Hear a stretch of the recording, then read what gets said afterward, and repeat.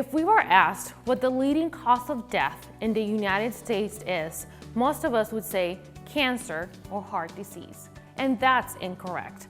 The leading cause of death is traumatic injury, especially in ages 1 to 45.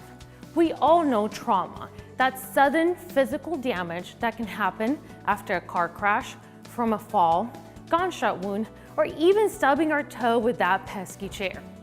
When a severe trauma happens, we hear the familiar sirens of an ambulance rushing to the hospital, a sound I know all too well because as a surgeon, I receive these patients every day.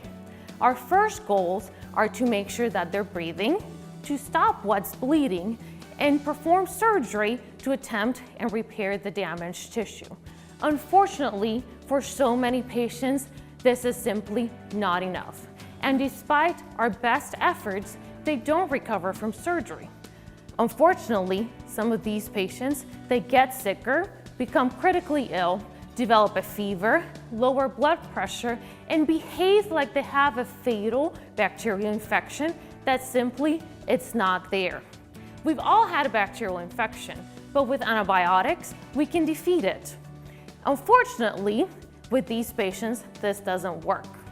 That is because what if I told you that our cells are full of an organism that actually used to be bacteria? Those are mitochondria, which are essential for our cells to produce energy. A long time ago, they got incorporated into our cells for our mutual benefit. Our last theory is that when we sustain pretty bad damage, as in the case of trauma, these mitochondria spill out and our body reacts to try and defeat them.